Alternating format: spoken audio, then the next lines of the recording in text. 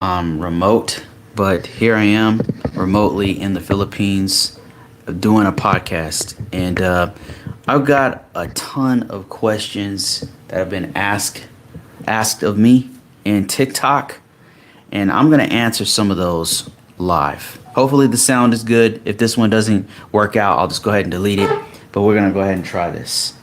All right, so let me see. Going through my questions. I know in the US right now it's really I normally do these live at the same time, in the US like 1 o'clock. And right now it's like 8, 9 o'clock in the US. And here it's morning time. Well, it's afternoon. It's like 10 o'clock. But we're gonna go ahead and try to do this. See if this works out. Yep, there it is right there. In a high-rise hotel. Okay, first question that I got from TikTok. And let me see here. This one is getting a lot of interaction from TikTok. Let me see here. Somebody said they responded to my video about making a lot of money in cybersecurity, how cybersecurity makes really pretty good money if you get the right job. They said they agreed. They said, yeah. They said CS to the money is good. CS is computer science. Yeah, I would agree with that. Hey David, how are you? And then computer science though is pretty broad, but normally it has to do with software engineering. Software engineering is a really good career path to go in, especially nowadays. It's pretty hot. The only thing I would say is that it depends. Just like cybersecurity, when you talk about computer science and software engineering, it's a really broad field, because now you're talking about different languages that you're gonna actually write in. Like if you're talking about writing in C++ versus a web designer, it's a totally different career. Like it's still software engineering, but it's so different. How do you go from a SOC to a NOC? So where are you right now? Are you in a network operating center? I can only speak from my experience in a SOC. So I worked in a SOC when I was a few years back at NOC Life. Could you give me explain to me, like, what do you see in a NOC, in a network operating center? And as you're typing that, let me explain what's in a security operating center in my experience. So security operating center, their focus is on looking at logs. So what I mean by that is they're doing continuous monitoring throughout the whole enterprise with their focus on security incidents. Obviously, not all the logs that you see are security incidents. It's mostly false positives. Mostly people just log in like normal, and the software that you're using, like a SIEM technology like Splunk or something like that, it's sometimes flagging on normal activity and seeing that as a security incident. So the focus is on actually finding and sorting through security incidents. That's your focus in a security operating center. And that being said, it takes a human to sit there and actually delineate between normal activities that's supposed to be on the network and activity that's not supposed to be on the network. So for that, your skill set is going to be in network packet analysis, incident handling, the process of incident handling and incident response. Like, what do you do if you get like malware on the network, things like that, and who do you contact, how do you isolate it, things like that. Like that whole process you have to know. So number one, knowing that stuff will be something like a GIAC. Now Google this. You go to Google, type in GIAC. It's a SANS certification. GIAC. And it's called incident handling. And they've got several certifications that if you got that, now they're not cheap, but if you got that certification, they're gonna throw these SOC positions at you. So they want you to know network analysis. They want you to know how to do network network forensics. That means like taking a packet, breaking it down with something like a wire sniffer, breaking it down with something like a packet sniffer, and then being able to break that packet down and figure out, okay, has somebody tampered with this packet? Has somebody, like, do you want to be able to go that deep with it? And something like a GIAC certification will help out a lot with that. So CEH is another good one. A lot of hackers kind of talk crap about it, but the HR departments know what that is, and that means a lot. So you want to be heavy in being able to break a packet apart and figure out if this is a security incident or not. That's probably the big difference. And you said, let me see what you said with a knock. It says all I do in a knock is basically 1 through 3 layer troubleshooting, SSH into routers, check configs and interfaces. Okay, so you're like looking at network devices, internet working devices, and making sure that they're backed up properly, making sure that the configurations aren't blocking anything that's coming in and out of the network, making sure the enterprise is flowing like it's supposed to, making sure that the functionality of the network is good. That's the kind of stuff you're doing in a NOC, a network operating center. So you're looking at maintaining the operations of the network itself, making sure everything is good, making sure the configs are good, all that kind of stuff, right?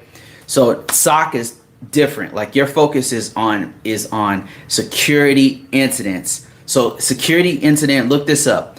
Incident handling. Incident handling, that's a big one with SOC. When I worked at the SOC, the reason they picked me up was because I had a CISSP. I had experience with network. I had a background in networking.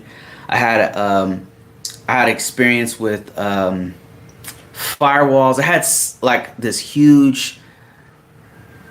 I have had my hands in a lot of different things, and so they picked me up because I had experience with all these different things. So I knew I'd touched IDSs, IPSs before. I looked at logs on servers, on endpoint devices. I had all this different experience. But when I got in there, I found that I wasn't the smartest guy on the block by any stretch of the imagination, even with all my experience. The guys who knew the most were the people who had taken that GIAC certification. They got an incident handling certification that's really, really good. Incident handling certificate. Let me see if I can figure out what that one is real quick. It's an incident handling certification. And you guys, if you don't know what I'm talking about, tell us in the comments here. It's called GSI. Okay, one's called GCIH,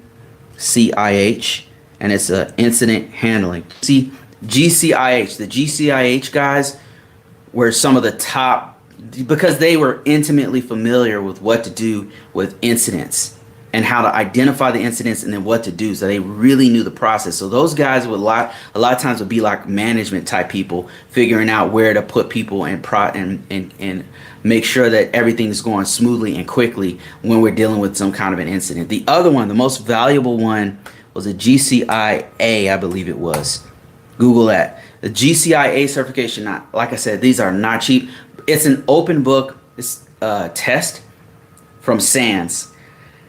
And it's on another level when it comes to packet analysis and some of the tools that you use for doing network forensics. It goes really deep into all the layers of the OSI model and all the layers of the TCP/IP stack and things like that. That's how deep you're going with the packet analysis to determine if some advanced persistent threat is getting into the network. That's how deep it goes.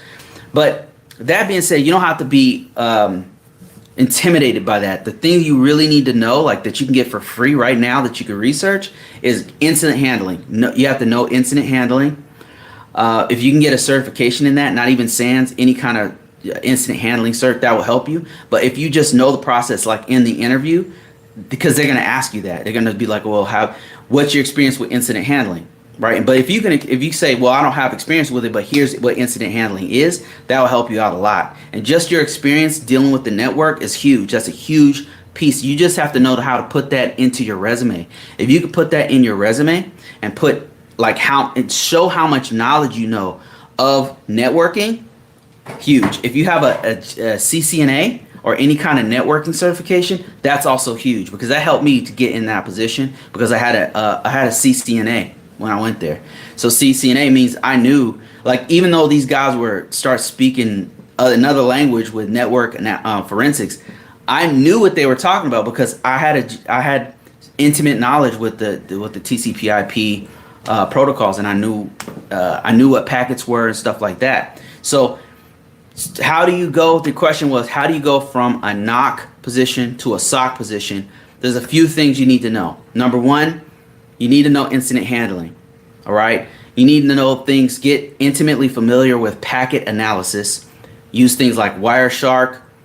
I would get some sort of security certification under your belt. Doesn't have to be a SANS course, because those are really expensive, but even just a security plus, just to know, they want to know that you know security best practices. Really, really important to know security best practices in a SOC. You're going to a security operating center, so they need to know that you know security, right?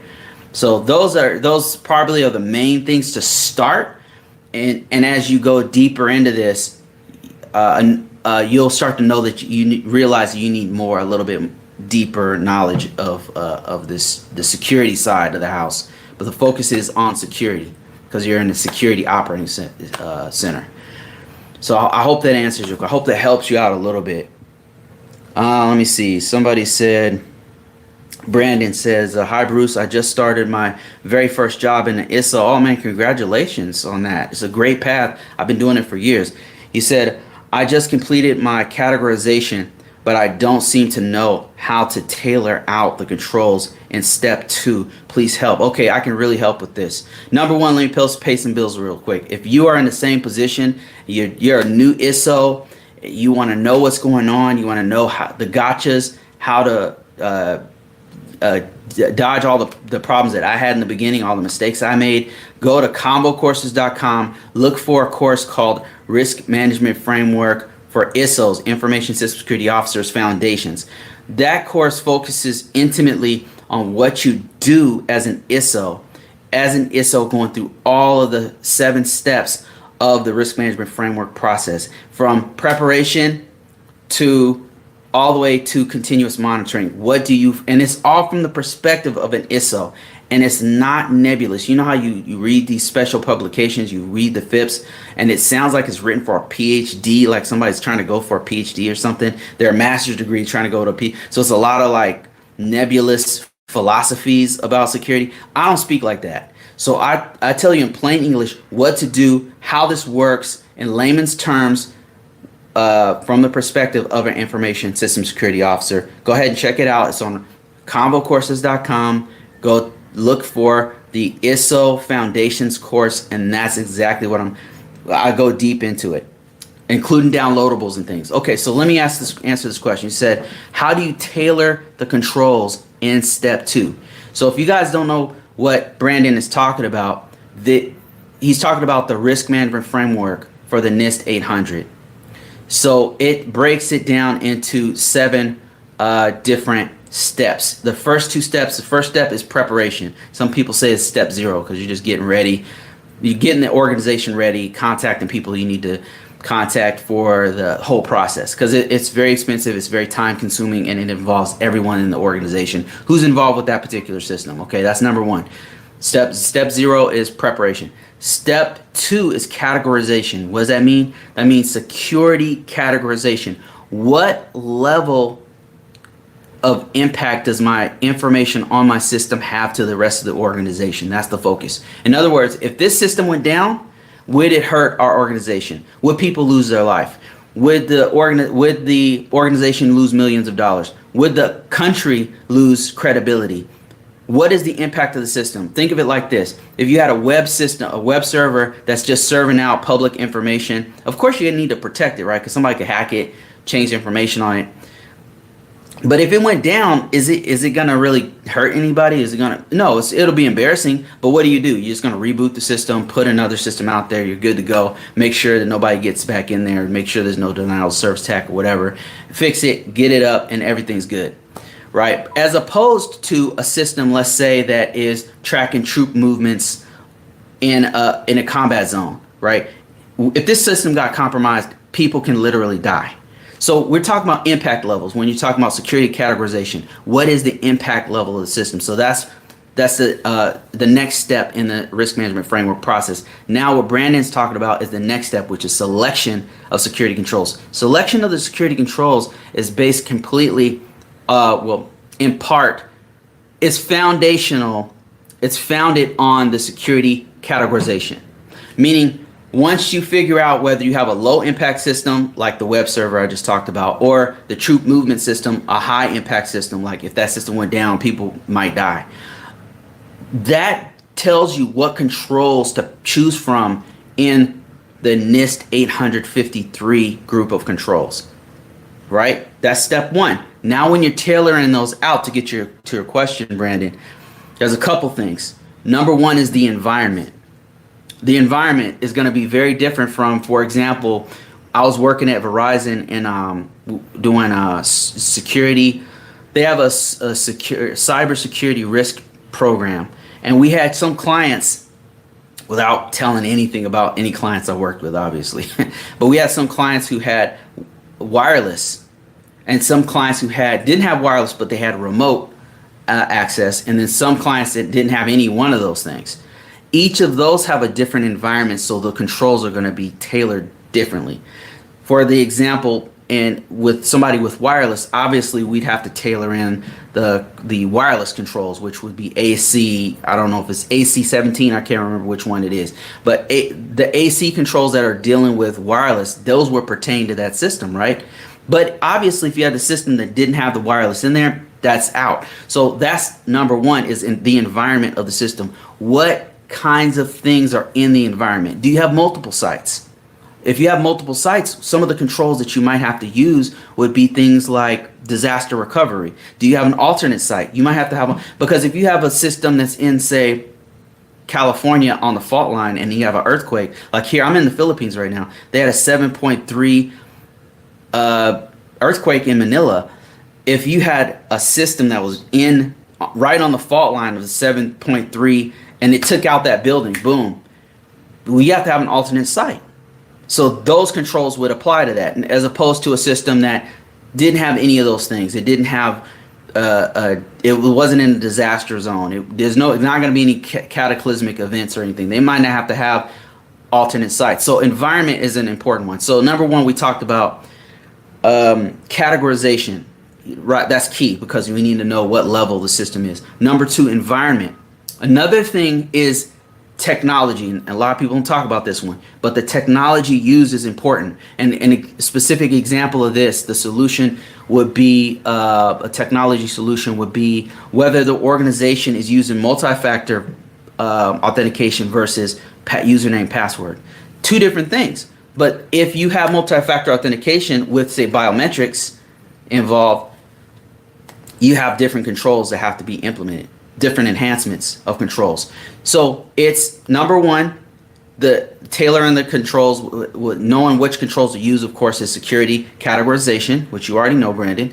The other one would be environment. Where is the system located? Are there any kind of flood zones, or is there anything that we should know? And then the network environment, like what technologies do we need? Do we have wireless? Do we have remote? Those are different controls that are also going to have to be tailored in or tailored out, depending on the situation of the network environment.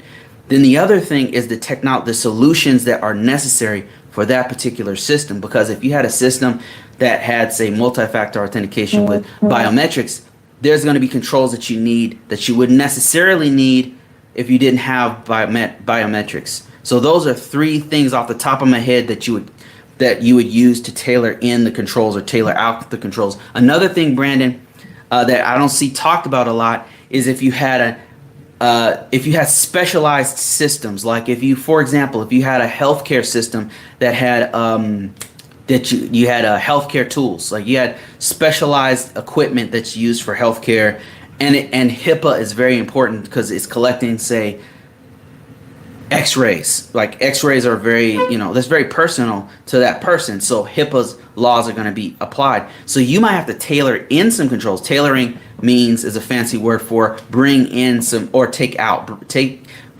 of, when you think of tailoring, think about a suit. Like, this suit, does this suit fit me, right? Are these sleeves long enough? You're tailoring, you're fixing the suit so that the sleeves fit you, so that the neckline is nice.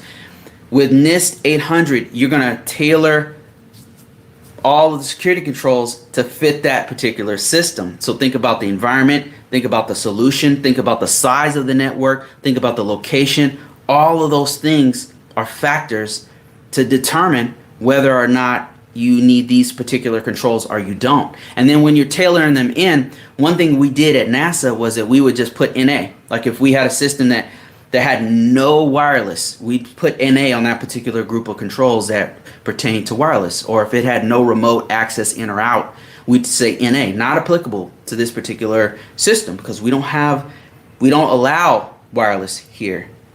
So I hope that answers your question. Let me see if Brandon has any other ones. My system is used for data backup. Yeah, that's okay. So if you had a system for data backup, and let's say if it was an alternate system, it's an alternate site, and it's only used for backups. So you don't need wireless. You don't need, nobody's remotely accessing it. Maybe, I'm not sure, what you're going on with your system. Anything that's not relevant to that system, you tailor those out. And so when you were going down the list, you just put not applicable. That's what we would do at NASA. Like we'd say, okay, this doesn't apply, and here's why. And then sometimes you'd put NA, like if you were in EMAS, like if you're putting all this information in. EMAS is it's a GRC system that documents all the controls. So there's other types of GRC systems such as Exacta and RSA Archer, and it's basically a database where you collect all security controls. So that's what EMAS is. So anyway, if you're putting all this stuff in there, we would put NA, not applicable.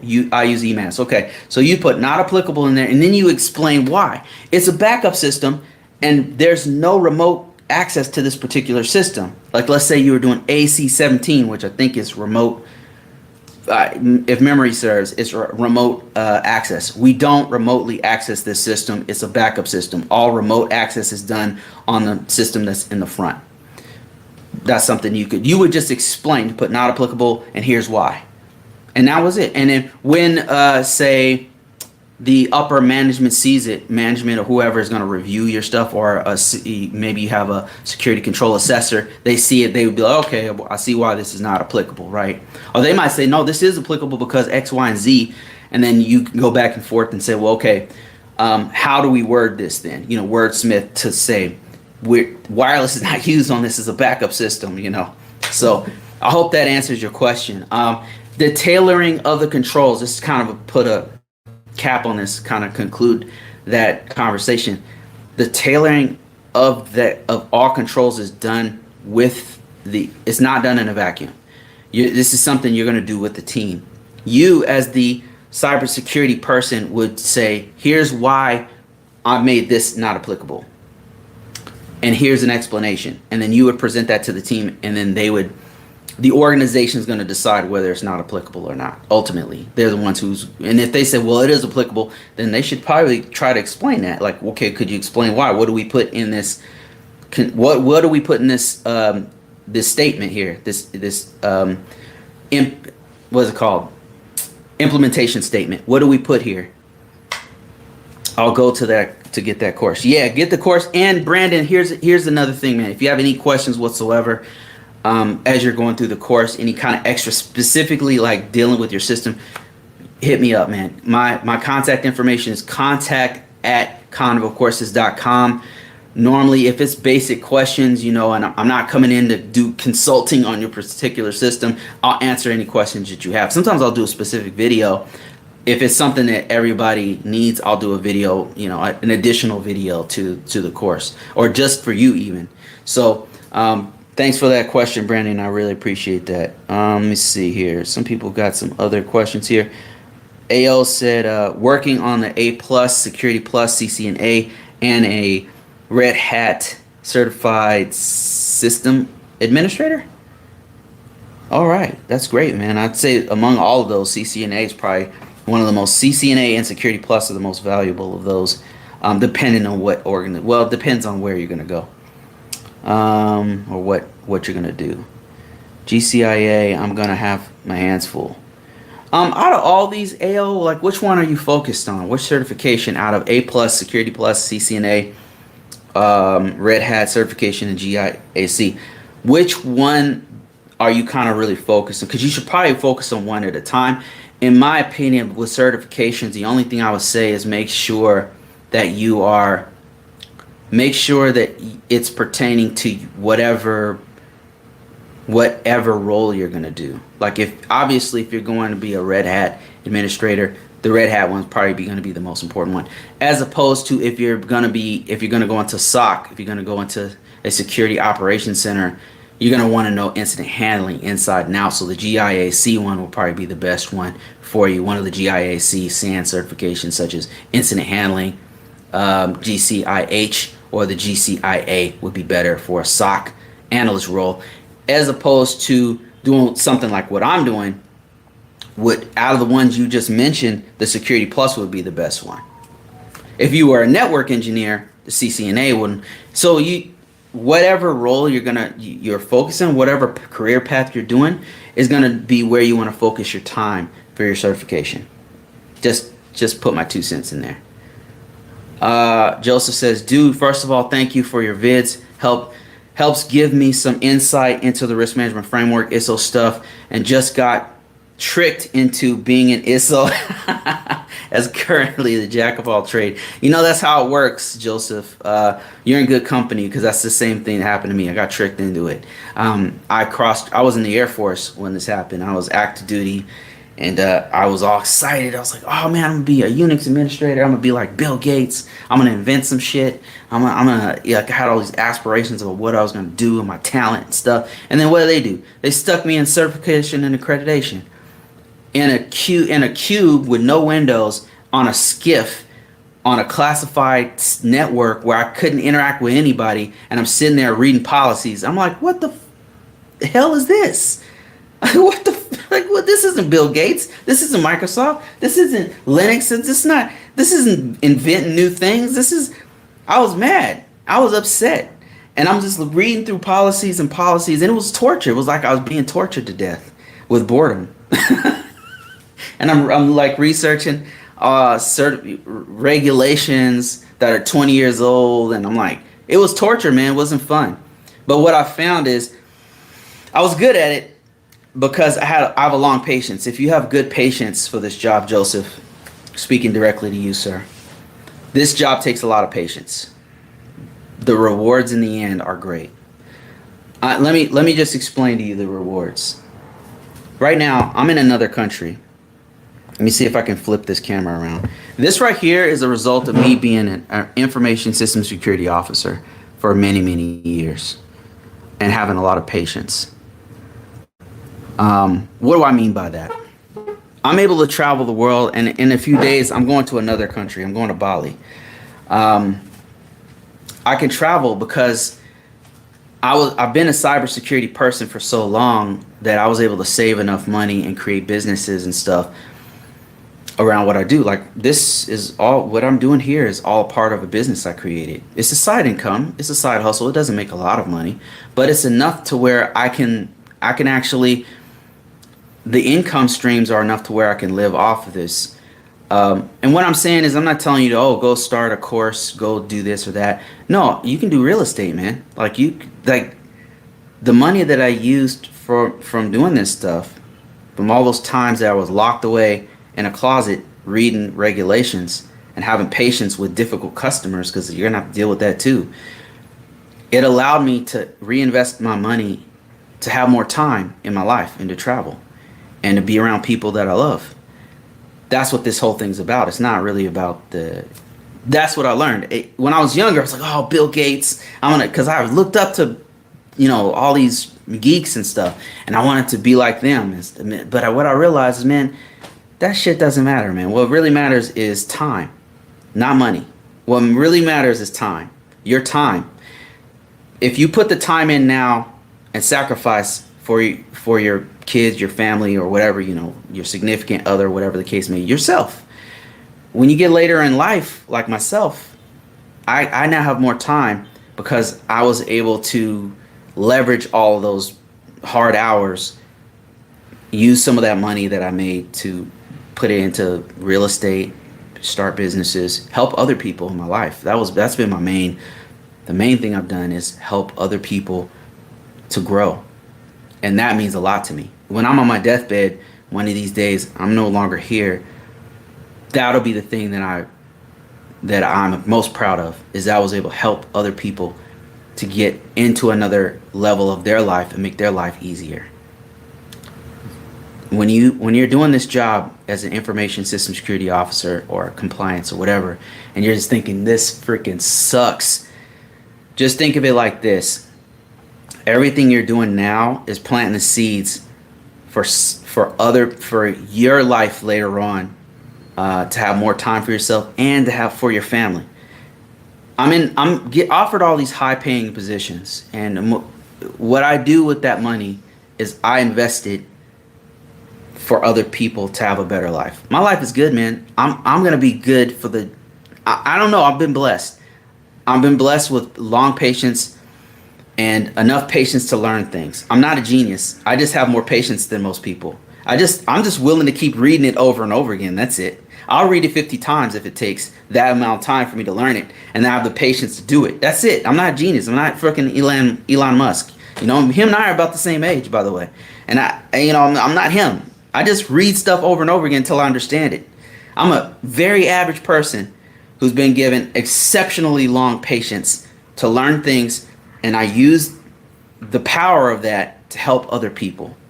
And now you have the same thing given to you, man. Appreciate it. I mean, it took me a long time to appreciate this, but now I appreciate it. And Joseph says, knowing all what it entails, it gives me I feel super underpaid. And Joseph, here's the thing. What you want to do right now is gather the experience, because the experience that you're getting right now is extremely valuable. Build it up. If you keep that job for about 6 months, when you put that shit on your resume, it's going to change your life. It will change your life. The experience you're gaining, you're going to be giving crazy offers because nobody wants to do this. Nobody knows about it. Nobody wants to do it. And now you're doing it. And you're going to put 6 months of your time into this. And by the time you're done in 6 months, that's more time. Obviously, that's more experience you're going to get. Make sure you put that shit on your resume, by the way. A lot of times people make the mistake of not putting cybersecurity on the resume, but you are in a position where you have to know the families of controls in the NIST 800, to where all that's the exact stuff they want to see on your resume, by the way. The families of controls, think about it. AC controls is access control. Access control is basic cybersecurity. All this stuff is security best practices that people do not put on their resume. And then they wonder, can't I get into cybersecurity? I'm in IT. I've been doing this for 20 years. Why? Because it's not on their damn resume. You're in a position where you're literally doing all the security best practices for large organizations, and they are trusting you with helping to architecture, you know what I mean. You're helping them put their infrastructure together with security in mind. That is what you're doing. So right now you may be being underpaid, but the experience that you're going to get is very valuable, and it'll get you very quickly to 6 figures, very quickly. And along the way, I would recommend that you get a professional level certification. Not easy to get, but it's worth your time. A CISSP is what I highly recommend. Top of the food chain. Another one would be the CASP. That's another professional level certification. Another one, if you don't want to get those ones, another one would be the CISA. Another one would be the CRISC from ISACA. Another one would be ISC2 CAP. I hope you're writing this stuff down or rewind it, whatever you got to do. But all these certifications are going to help you to get money. Whenever you're sitting there in that underpaid position, put that stuff on your resume. Every line of experience that you have pertaining to this in this role It's very, very valuable, and they're going to pay you a lot of money to do it. And especially if you have a security clearance, by the way. Brandon says, please hire me to work with you. I'm dead serious. You know, Brandon, if I ever get the opportunity to do like a contract work or something, I've actually been thinking about reaching out to this network of people to bring people in to help me to do some. It's something I've been thinking about, so don't get your hopes up. Like, I might have the opportunity. You never know. Like, I've been getting some crazy offers and stuff, so you never know. Joseph says, that's definitely my goal, a goal of mine for sure. Appreciate the positivity, good vibes, and positivity goes a long way. Thanks a bunch. You're welcome. Yep, been studying for the CISSP, failed it a couple years back, but I'm back on the horse, man. Don't stop. It's worth it, man. That CISSP, combination of CISSP and a combination of the CISSP and knowing information system security officer stuff has changed my life significantly. I'm not without a job. The only right now I'm in between jobs. Now let me just share with you this. Right now I do not have a job. I'm in another country. And I'm able to do this because over time I was able to create a bunch of other revenue streams, doing all kinds of completely unrelated businesses that I do on the side. By the way, a lot of the security guys that I know do the same thing. They all have these side hustles. I don't know what it makes us do this. I don't know why 90% of the people who I talk to have some sort of side hustle. I'm not sure why that's so, because I don't see that with IT people. I don't see regular IT people typically doing this. But every time I talk to another cybersecurity person, they always have some kind of side hustle. And it's not like they're broke. I don't know what drives us to be like this. I'm not sure. But I know a dude who is making 5 figures on the side here and there doing NFTs. Almost all of them are into cryptocurrency. Some of them are doing real estate on the side, have side businesses. They all make 6 figures. So I don't know what is happening. I'm not sure why we have this independent spirit. I'm not sure what's going on with it. But I've had it from the beginning.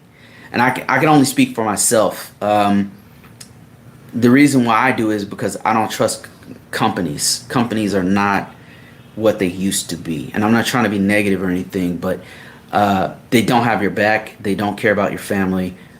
I'm jaded. You got to take care of yourself. So that's what I learned. And so you got to take care of it. You got to do for you and your family. And you can't.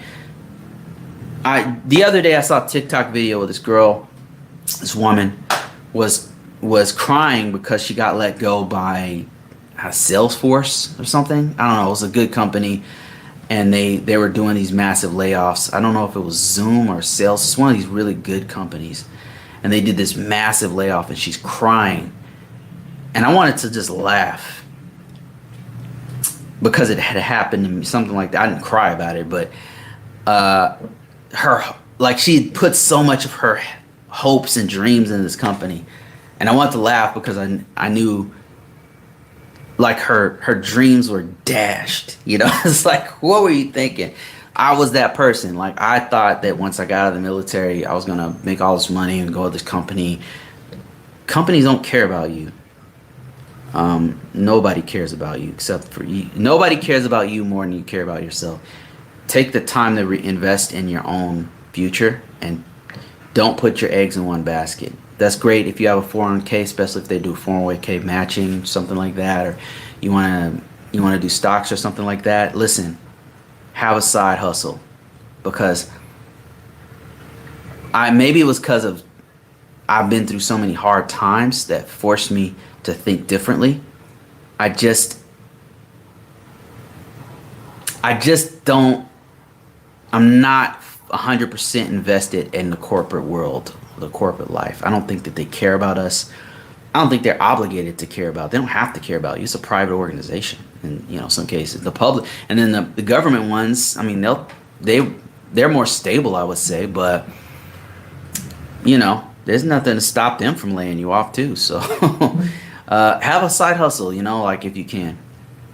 Take care of yourself. Don't expect anyone to give you anything because they're not obligated to. They don't have to. Like, look at this world, man. You got lions eating cubs. You think that that's different from nature? Man, nature is hardcore. And it doesn't change because, what, we made a human civilization? I'll get off my soapbox here. Just take care of yourself. That's all I'm trying to say. Let me see.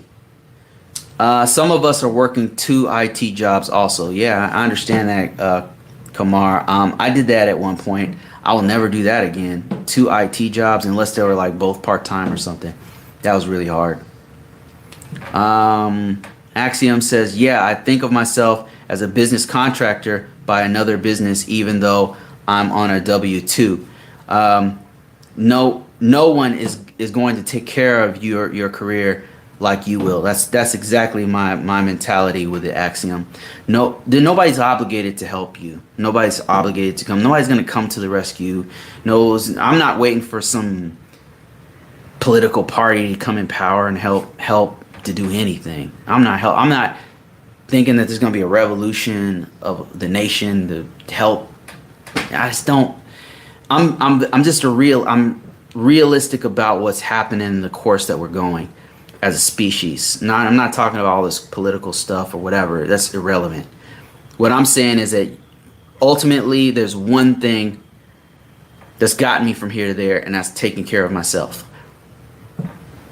Taking care of myself and and not expecting anything from anyone, from any government organization, from any individuals, from family, from friends, doing it myself. Now, if I pay someone to do a task for me, and have people on my team, people I can trust and stuff, that's great. That's great. And anytime somebody I get a grant or something, or if I can get a loan from a bank, or some angel investor comes out of nowhere and helps me, that's awesome. But I'm not saying, okay, once I get this bag, once I scratch this lottery ticket, it's going to change everything. Nobody's coming for us, man.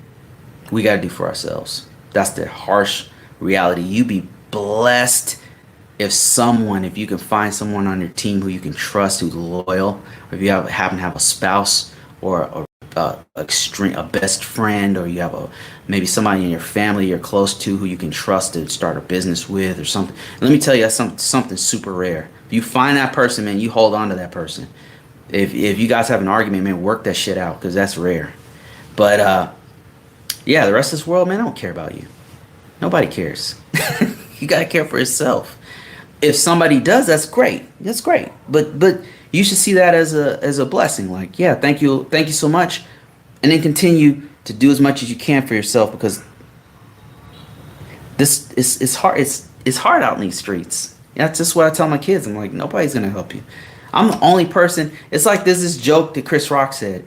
He said he was talking to his kids, and he said, listen, he's telling his daughters, he's like, when you step out that door, nobody gives a shit about you. And some people in this house don't even give a shit about you.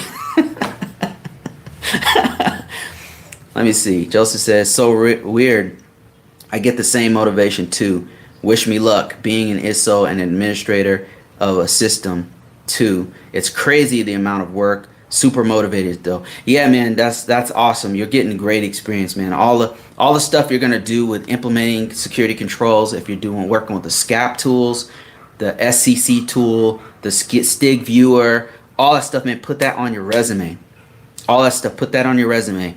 Every time you deal with, if you write a policy, if you help write a policy, the whole process it's in high demand, and there's not a lot of people doing it. And if you can wield both, it's like you're a dual. It's like you're wielding swords in 2 hands. It's a superpower. You're gonna learn writing, technical writing. It's a lot of things. I didn't know this. A lot of purely IT people who want to be locked in a closet, and that's all they want to do is script writing, or they just want to configure a server or configure a router or stuff. And I know you meet these kind of people, but they don't have the skills to communicate. But you as an ISO are going to have to learn those skills. You're gonna have to learn with difficult people. You're gonna have to learn how to communicate with 2 or 3 different tiers of people in your organization, including C-level execs, management, technical people, other asshole cybersecurity people. You're gonna have to work with the customers sometimes. You have to speak 4 or 5 different languages. These other guys locked in a closet don't have to communicate much. You do. So that soft skill, man, is something extremely valuable. And one of these days, you're gonna be looking back and be like, "Man, Bruce was right, man. This skill is really valuable." I'm telling you. So, and your skills are being sharpened every time you do this job. And then also, you have to know how to translate the technical solutions to the business functionality. And that's another thing that a lot of IT guys don't see the big picture. All they do is work on their little thing, and their little widget, their little configuration, and then that's it. That's their whole world. As cybersecurity people, we have to look at the big picture of the organization. How does this control impact the rest of our organization? That's what we have to focus on. So we're constantly having to take this solution and apply it to this system, this technical solution. How does it apply here? Are the security controls implemented? We have to constantly be thinking of the big picture. And that right there is sharpening your skills to be on a whole different level for most people. Because most IT people, as smart as they are, they can't do this. They can't do what you're about to do. And I know it's like some of my close friends who are brilliant. I look up to these people. They're brilliant troubleshooting minds. Like they're so good. It's like they were born with a router in their hand when they came out of the womb. They're so smart, but they can't communicate with people. They don't have good emotional intelligence. And as an ISO, you're gonna learn. You have to have good emotional intelligence. You have to have it. If they catch you slipping, let them catch you slipping in a C-level exec. I've done it before. You don't want to be that guy, man. You don't want to be about to present to a C-level exec and be unprepared. You don't want to be that guy. So what you'll do is you'll prepare the next time. You fall one good time in front of a C-level exec and they cancel. You stumble and they're like, you know what? Let's talk about this later when you're ready. And then click. You're like, oh shit. Let that happen a couple times to you. I bet you won't let it happen again. Like you're gonna sharpen up your skills to where you go in that meeting and everybody's like listening to you like you came off the mountain with a tablet with 10 commandments. You know what I mean? Like you're gonna be ready. Axiom says, Bruce, when do you add new skills you've learned to your resume? Do you just add it to once you are confident in defending it in an interview?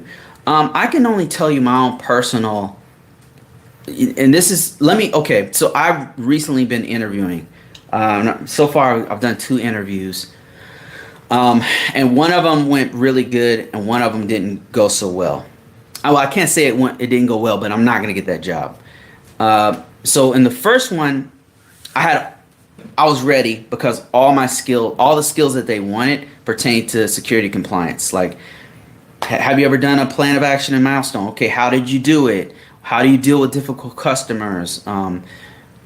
Things like that. Like, can you tell me about the steps of the risk management framework process? Like stuff that I can, off the top of my head, just go. All that stuff, all those skills are listed in my resume. Now, in the second interview, I didn't know, I wouldn't have even applied for it had I known it was what it was, but it was mostly incident response, which I can do, vulnerability management, which I can do, but that's not my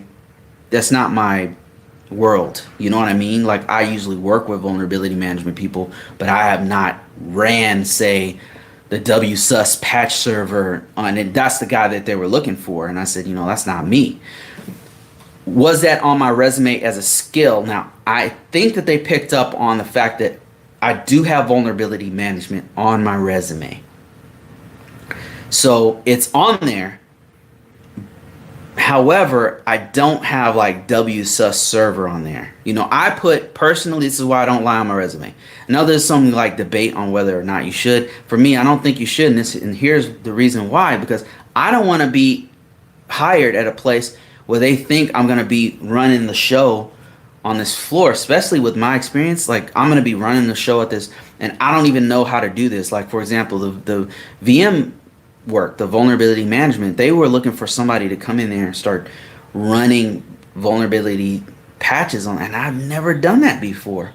And so I flat out told them, no, I interact a lot with the vulnerability management team, and I've done it in the private sector and the public sector, working for NASA, working for federal organizations, the Department of Defense, Army. I've worked with the vulnerability management team. In the private sector, I've done the same thing. But how I ran? No, I haven't. I have not done that before. So I put the skills that I know I can speak to for me. Like, if I can speak to it, just like I'm talking to you guys, then I'll put it on my resume. Sometimes what I'll do is I'll say I'm familiar with it. Like, for example, Splunk. I've never worked with Splunk. I've not done it in a large environment. Have I played with it? Yeah, I've played with it before. But I know what they need. They need a dude who's been in an environment of 100 or more systems, pulling in logs. No, I haven't done that. So when they ask me, have you used Splunk before? I'm like, no, I'm familiar with Splunk. What I'm an expert at and have put together and have done all of the administration for it and actually installed it and stuff is ArcSight. ArcSight SIEM. I've done that one before. Now, as you know, ArcSight is different. It's a whole different. It's owned by a completely different company. So if I had to touch it again, it'd be totally different. But I know I could pick it up very fast.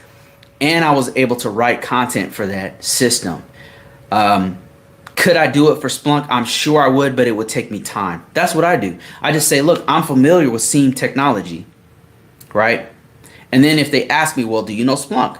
Like, I'm familiar with Splunk. I would be able to pick it up very quickly because I did work with ArcSight for 3 years straight. But have I worked with it for a year to 2-3 years? No, I haven't. I'm very blunt and very forthcoming with them because I do not want to be caught in a position where I get in there and they're like, okay, we've got this new dude who's going to come in, drop him off a helicopter and be this IT Navy SEAL. I don't want them to think that. I want to manage their expectations as much as possible.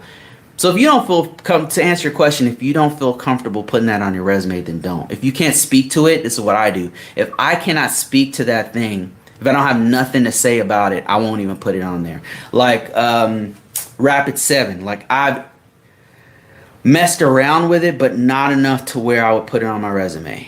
Like I've messed around with it, but I would not put that on my resume because I can't speak to it. Like Nessus, yes.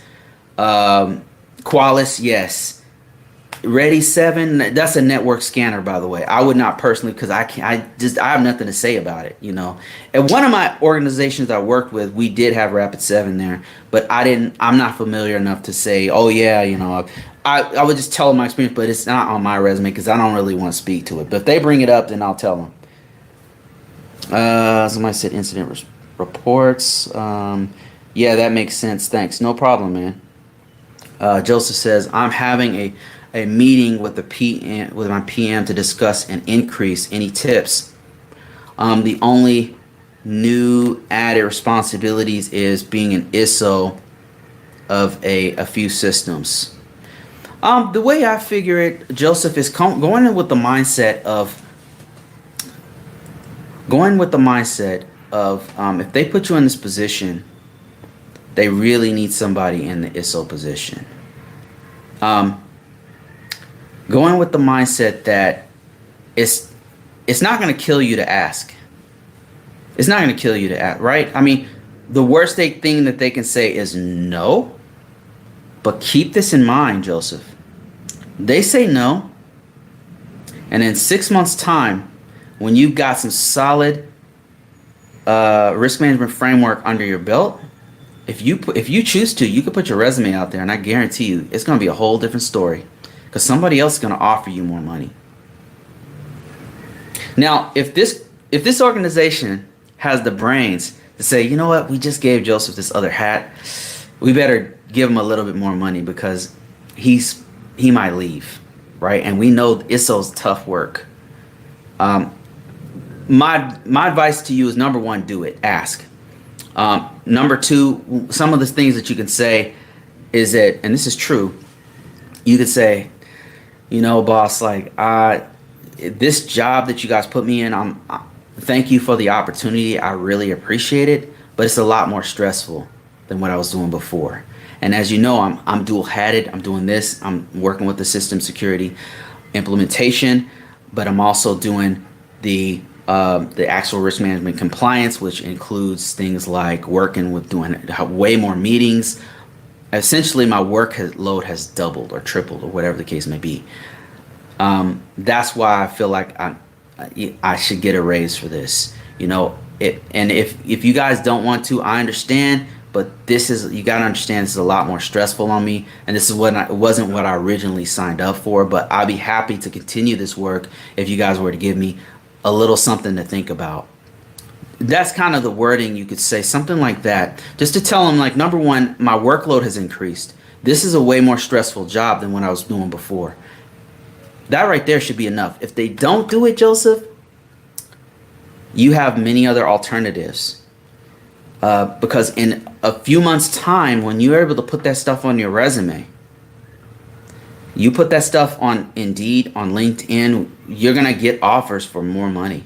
And it will behoove them to take care of you now, so that when you get offered more money, you won't leave, because you'll be like, yeah, that's a little bit more money, but these guys try to take care of me. As opposed to saying, they gave me double the work and are paying me the same amount, and now these guys are offering me X% more. I'm leaving. So yeah, do it. Number one, bring up that they doubled your workload and it's more stressful to do information system security officer work. It is, because it is. It's more stressful, Joseph. If you just started this, it's more stressful because you get used to the stress, the level, but it's definitely, you deserve a raise for this, for sure. Thanks for the encouragement. Yeah, no problem, man. No problem. I've been in that position before. As a matter of fact, when I first got into IT, that's what happened. They pushed me into the information system security role, and yeah, I mean, long story short, now I'm traveling the world. Here I am in beautiful Cebu, Philippines, and I'm going to Bali soon. I'll try to do a live from Bali too. The internet's kind of an issue sometimes, so that's why I just do this every now and then to take a break, because cybersecurity is just very stressful. Right now I'm in between jobs. If you guys are interested in traveling the world, if you guys are interested in having a remote position, because truthfully, I've been remote for the last 6 years. I've been traveling every now and then. I'll just go to another country. I'll go to another state, do a staycation, and work from that other state. Work from Las Vegas. Go to Las Vegas, work during the day on a Monday. That evening, go out to the casinos. You know what I mean? Like, that's the kind of stuff. If you're interested in that, go to convocourses.com and look for finding remote work, and that will help you to figure out. Basically, I'm telling you what I did to find remote course. There's no secret to it. What I did was I made a course based off of how I was able to find remote positions and how I positioned myself to do it. If you're interested in that, go ahead and check out Convocourses. Another thing, one of my best courses, in my personal opinion, is the one where I talk about marketing yourself. It's a lot of what I talk about on my website: how to market yourself, how to promote yourself, and stuff like that. I'm gonna be adding more stuff to that, because I just learned a whole bunch of new stuff about how to promote yourself, how to put more stuff on your resume, how to tweak it to where people are coming to you. This to the point where I don't really have to look for a job. Jobs look for me. People contacting me constantly. And what takes me a long time to get a job is because I'm just picky. Because I want a certain amount of money, and I want a certain amount of remoteness, I should say. Let me see. Kamar Brown says, so you don't use Wireshark or Splunk? Yeah, I've used Wireshark in the past. Right now, with my current positions that I've had, the last job I was at Verizon. as a cybersecurity risk consultant, and our main job was we run scan. Basically I was a security control assessor.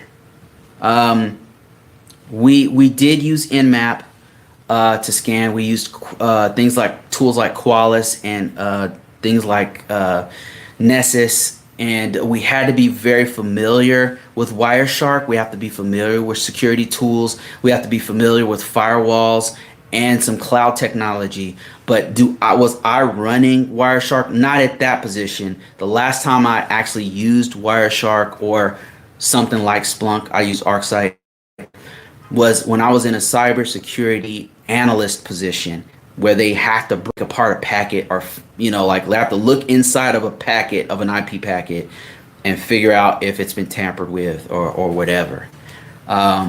So yeah, I mean, I hope that answers your question. Stuff I use regularly would probably be like on my own would be VMware. I use that from time to time. I'll mess around with different technologies on VMware just to screw around with it. Nmap is something that you need to know, like the basics of Nmap. I'd say as a cybersecurity person, that doesn't go away. It helps to know command line, depending on how deep you are technically. There's been an argument on Twitter, I think it was, saying, "Oh, every cybersecurity person has to know coding." I wouldn't say that. I mean, not every cybersecurity person is super technical. So, like hands-on technical, I should say. So I would disagree with that, unless your argument is that an information system security person is not a cybersecurity person, which I would personally disagree with. If you're saying, because some people say, well, a compliance person is not a cybersecurity person, and a cybersecurity person is not a is not an information security officer person. I don't agree with that. I think that cybersecurity is a huge umbrella, and you have all of these branches underneath.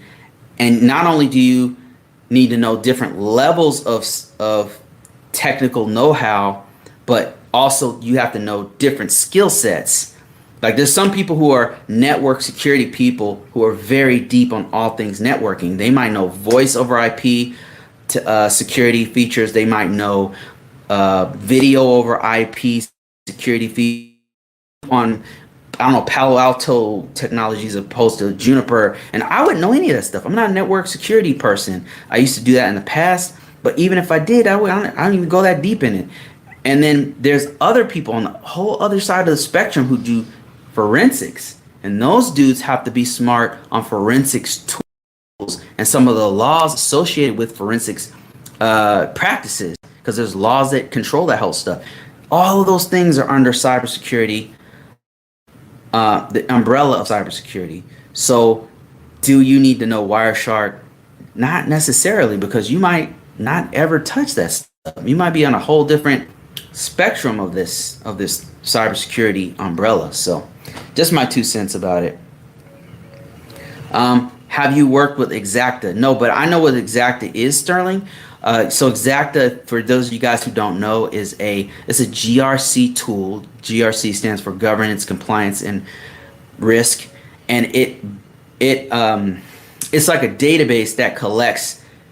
It can collect a lot of things, actually. I was going to say compliance stuff like security controls and implementation statements, but also you can upload artifacts into it. That means evidence that you've complied with, I don't know, identification and authenticate. Like you've complied with rules for, say, password protection or something like that. Or logs. Yes, we have the logs. Here's evidence of a sample log that we pulled from this database. Here it is right here, But it also can do vulnerability management. Like it can store vulnerability management stuff throughout your organization. I think it can also store a little bit of configuration management stuff too, if I'm not mistaken. That's Exacta. But I personally have not used Exacta. I've used a little bit of EMAS. A lot of homegrown stuff. The Air Force used to have their own homegrown GRC tool. The one I'm most familiar with, that I have the most experience with, is Archer. RSA Archer is the one I'm probably most familiar with, but an EMAS. But exact is a great tool though. I mean, I've seen it in working. Like they're once you've seen one, they're pretty much the same. JP says selection of controls are based off of two main factors: the impact categorization and the risk assessment.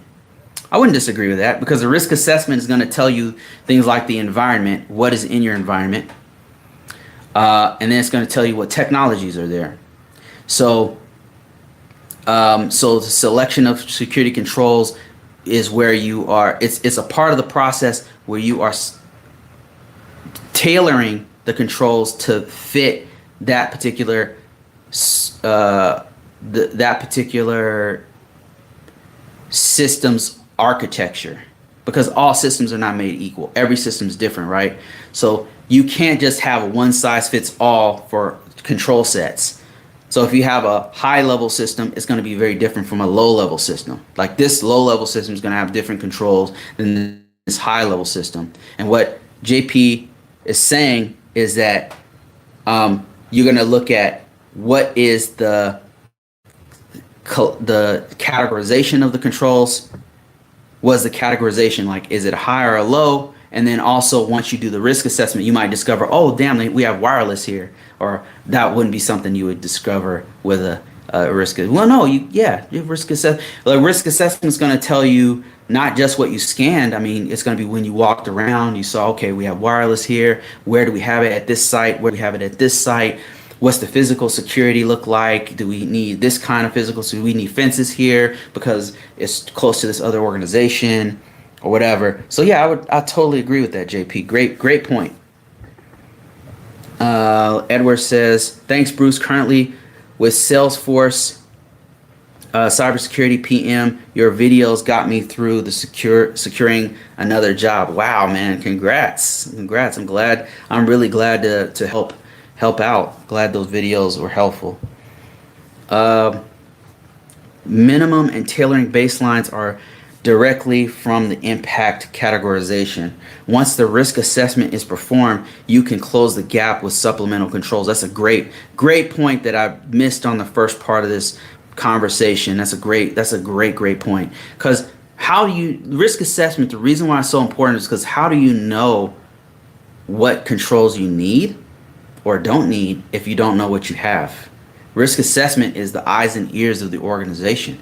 It's looking at everything to do an impact analysis of that system. So that is an awesome point, because a risk assessment is going to say, okay, did you guys know we have this system over here? Because sometimes you'd be surprised how especially large organizations don't even know what they have.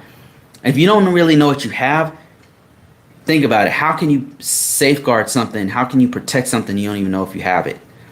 Large organizations, sometimes they don't even know they have certain servers. They're sitting out here because there's been some turnover and a whole new group of people come in. They didn't even know we had Mac systems in the environment. Now with the risk assessment, you can say, okay, we have Mac systems. We have these servers here. We have these legacy systems here. We have this or we have that, or we have HIPAA stuff. Oh, we have HIPAA. Now we have to apply these additional HIPAA supplemental controls or whatever, right? That's what you mean, right, JP? Great point. I should have brought that one up. I just brought up the environment, but how do you know the environment without a risk assessment? So great point. All right, guys, I've been talking for about an hour. I'm going to try to do these. I'm going to try to do another one soon. My internet's not great here. And just so you guys know, if you're coming into this late, I'm in another country. I'm in the Philippines right here. My second family's over here. I love this place. This place has become like a second home to me. I actually have businesses and real estate and all kinds of stuff over here. So this is a place I come to just chill, be next to the beach. Normally I live in landlocked places that are very dry. It's great to come to another part of the world that's open and whole different mindset. And so Southeast Asia has been a place that I come a lot. I'd love to travel to other countries, but this place I know so well that anyway, thank you so much for watching me. I appreciate everybody. If you guys didn't know, I have another book out. Go to Amazon, type in RMF ISO, and you'll see my new book that's dealing with security controls. It's out there right now. Go ahead and check it out. And all of you guys who gave me reviews early on when this book was $2, I haven't forgotten about you. I'm going to be sending you out a PDF really soon. Thank you so much for your support. It's because of you guys that I'm able to actually pursue my dreams of being a writer. I really appreciate all you guys. You guys have a great impact on my life, a very positive impact. Also, I've got the security controls assessor course that's out right now at $200. Go ahead and check it out on Convocourses.com. Price is going to go up. I'm going to be releasing different blocks of it as we go along. Got some stuff that's in the works that's about to be released for real soon. I've got the audio book coming out real soon. The audio book for the security controls book it's done, but it has to be approved by Audible first. I'm trying to make it so that I can release it to you guys through an MP3. I don't know if you might be interested in an MP3 downloadable that you can bypass Amazon altogether. I think that's about it. I've got some other stuff coming, but I'm just going to take me some time to actually do those things. Thank you guys for watching. I appreciate everybody. I'll talk to you guys soon.